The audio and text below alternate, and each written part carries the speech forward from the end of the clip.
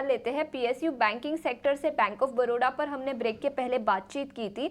इसके अलावा दो और स्टॉक्स पर नजर डालेंगे। इंडियन बैंक करीब 1% से ज्यादा की तेजी यहाँ पर भी है, और सेंट्रल बैंक और पंजाब नेशनल बैंक के शेयरों में भी करीब आधे % की तेजी दिखी है। अमोल, आपसे पूछना चाहूंगी, इन तीनों ही स्टॉक्स पर चार्ट्स पर देखें तो आपकी क्या राय रहेगी? गिरते बाजार में भी तीनों शेयरों में तेजी दिखी है, पूरे इंडेक्स पर ही तेजी दिखी है, लेकिन इंडियन बैंक, सेंट्रल बैंक और पंजाब नेशनल बैंक, इन तीनों शेयरों पर अपनी राय दीजिए। आई थिंक ओवरऑल अगर हम पीएसयू देखेंगे तो वो पहले ही इतने करेक्ट हो चुके थे, और कहीं ना कहीं ये करेक्शन में इतना मेजरली कंट्रीब्यूट सेक्टर ने भी नहीं किया है, और जो बैंक हमने डिस्कस किए थे उन्होंने भी नहीं किया है। बाउंस बैक भी बहुत ज्यादा नहीं हुआ है, बट ओवरऑल फॉर्मेशन अच्छा है। अगर हम इंडियन बैंक का देखते हैं या पंजाब नेशनल बैंक का देखते हैं तो ओवरऑल फॉर्मेशन अच्छा है।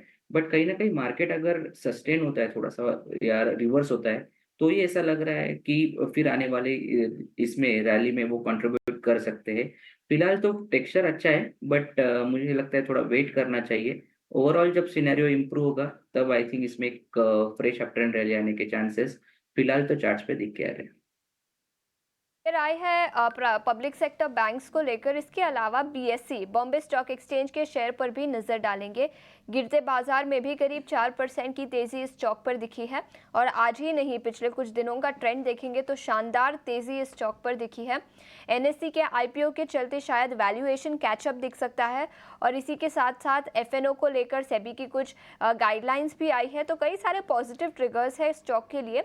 करीब 3.5% की तेजी यहाँ पर दिखी है। राजेश, आपसे पूछना चाहूंगी, बीएसई पर चार्ट्स पर आपकी क्या राय रहेगी, और इस शानदार तेजी के बाद अगर अभी किसी को नए पोजीशंस बनाने हैं तो उनके लिए क्या राय होगी?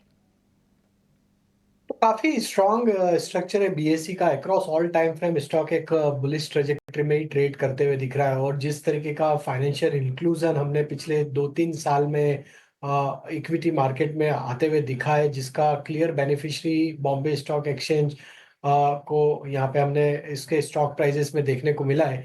हम देख रहे हैं कि जिस तरीके से मंथ ऑन मंथ जिस तरीके से डीमेट अकाउंट्स न्यू ओपन हो रहे हैं, और जिस तरीके के वॉल्यूम्स एक्सचेंजेस पे देखने को मिले, हमें लगता है कि इसका क्लियर फायदा बीएससी को यहाँ पे आते हुए दिखा है। और यहाँ पे स्टॉक प्राइजेस में भी हमने देखा है कि ये स्टॉक एक सस्टेन्ड अप ट्रेंड में बना हुआ है। हमें लगता है जिस तरीके के स्ट्रक्चर है, स्टॉक में छोटी मोटी डिप मिलती है तो इसको बाय एंड एक्यूमुलेट करना चाहिए। जब तक ये स्टॉक 3800 रुपए के ऊपर बना हुआ है, यहाँ पे छोटी मोटी डिप में इसको ऐड करें। जैसे ही स्टॉक में वापस 4150 4160 के लेवल क्रॉस होंगे, तो हो सकता है कि ये स्टॉक की जो तेजी है फर्दर एक्सटेंड होते हुए दिखे टुवर्ड्स 4500 के लेवल की तरफ भी।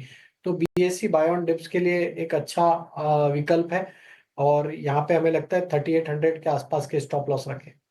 3800 का स्टॉप लॉस रखें। यहाँ से 300 रुपये नीचे का स्टॉप लॉस, यहाँ से थोड़ी नरमी दिखे आपको तो एंट्री करें। 4500 रुपये तक भी जाने की संभावना यहाँ पर बीएससी में दिख रही है राजेश जी को।